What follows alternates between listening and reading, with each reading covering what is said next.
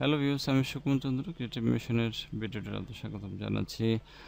আশা করছি সবাই ভালো আছেন। আমরা ক্রিয়েটিভ মিশনের বর্তমান ভিডিওগুলো করছি মাইক্রোসফট ওয়ার্ডের উপর, বিগিনার যারা ওয়ার্ড ইউজ করছেন তাদের জন্য।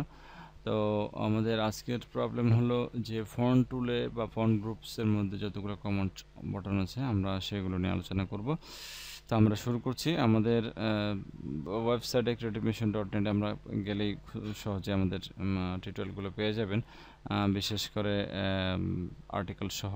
ফন্ট অপশন গ্রুপসে টাইটেলে আমরা যেটা উপস্থাপন করছি, this is the group of command tool which is use to design sentence or word. Sentence এবং ওয়ার্ডগুলো ডিজাইন করার ক্ষেত্রে আমরা ফন্টের কমান্ডগুলো ইউজ করে থাকি। ফন্ট অপশনে যেগুলো আছে সবগুলো। First you have to write article and then apply your command. আপনাকে অবশ্যই প্রথমে একটা সেন্টেন্স লিখতে হবে, লেখার পরে সেটা অ্যাপ্লাই করবে। আমরা দেখেছি এখানে দিস শব্দটাকে অ্যাপ্লাই করা হয়েছে বোল্ড আকারে এবং এটা ইটালিক, তারপরটা আন্ডারলাইন দেওয়া হয়েছে, এটাতে আপনার ব্লু কালার অ্যাপ্লাই করা হয়েছে, এটাতে ব্যাকগ্রাউন্ড কালার এবং হোয়াইট কালার ইউজ করা হয়েছে। আবার এখানে plus b whole square power superscript use করা হয়েছে। এগুলো আমরা কীভাবে করব তা দেয়া আছে এখানে অবশ্য। তারপর আমরা প্র্যাকটিক্যালে যাচ্ছি, মাইক্রোসফট ওয়ার্ডে যাই আমরা। তো আমাদের যে টুলসগুলো, আমাদের একটা কাজ অবশ্য এখানে করা আছে, আমরা আস্তে আস্তে একটু এটা অ্যাপ্লাই করে this is the marching design tool of computer, এই লেখাটা আপনাকে আগে লিখে রাখতে হবে। লিখে রাখার পর প্রথমে বলছে সিলেক্ট দ্য সেন্টেন্স, সেন্টেন্সটিকে সিলেক্ট করলাম। সিলেক্ট করার পর বলছে অ্যাপ্লাই কন্ট্রোল শিফট ই বা ফন্ট চুজ করে, যে ফন্ট চুজ করে আপনারা মনোটাইপ MONO দিলে এই মনোটাইপ কার্সিভে চলে আসবে। এটা চলে আসলো। তারপর বলছে কি যে চুজ দ্য ফন্ট সাইজ 20, তো আমরা 20 ক্লিক সাইজ ফন্ট সাইজে ক্লিক করলাম, 20 লিখে দিলাম। লিখে দেওয়ার পর এন্টার দিলাম। এন্টার দেওয়ার পর বলছে select this word and apply bold, তাহলে দিস শব্দটাকে সিলেক্ট করব, সিলেক্ট করে বোল্ড দিলাম। তারপরে এই পরেরটা is the, this is the select করে ইটালিক দিতে বলছে, আমরা ইটালিক দিলাম। অবশ্য ইটালিক করাই ছিল, মনোটাইপ কার্সিভ জিনিসটা ইটালিকই। অ্যামাজিং শব্দটা চুজ করলাম, বলছে অ্যামাজিং শব্দটা আন্ডারলাইন অ্যাপ্লাই করতে, আন্ডারলাইন ই, যে আন্ডারলাইন কন্ট্রোল ইউ। এগুলো কিন্তু প্রতিটারই শর্টকাট আছে, চাইলে শর্টকাটের মাধ্যমে অ্যাপ্লাই করি। ডিজাইনটা চুজ করলাম, ডিজাইনকে বলা হয়েছে কালার ব্লু কালার করার জন্য ব্লু কালার অ্যাপ্লাই করলাম। ক্লিক করতে হবে, কোথায় গিয়ে অ্যাপ্লাই করলাম, এখানে যেটা সম্বলিত আছে ফন্ট কালার আছে, এটাতে ক্লিক করে পাশে বাটনে ছোট্ট বাটন আছে, বাটনে ক্লিক করে আমরা এই ব্লু কালারটা অ্যাপ্লাই করলাম। খেয়াল রাখতে হবে এগুলো।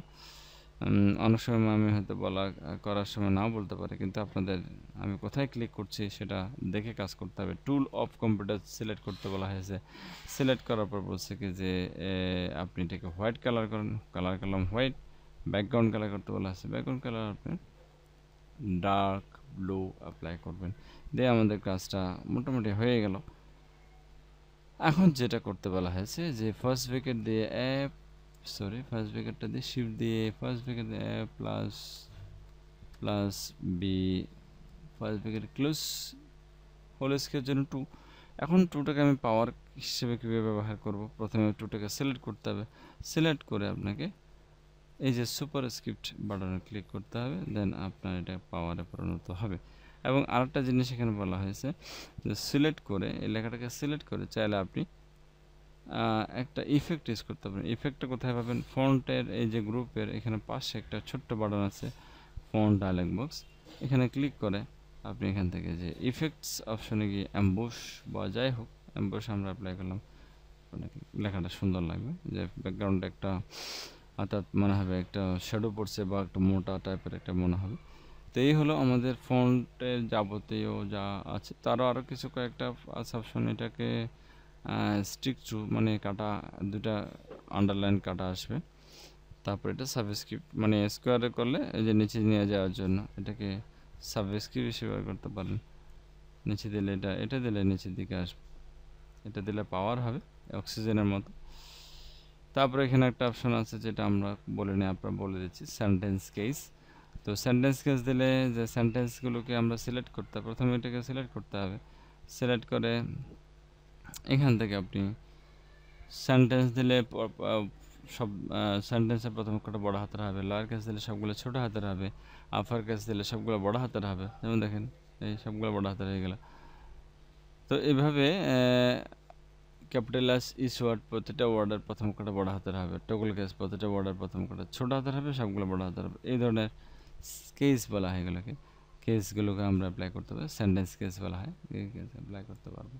আশা করছি এই পর্যন্ত আপনারা ভালোই বুঝতে পারবেন। ভালো করে বারবার করে ভিডিওটা দেখবেন এবং ইউজ করবেন। Thank you.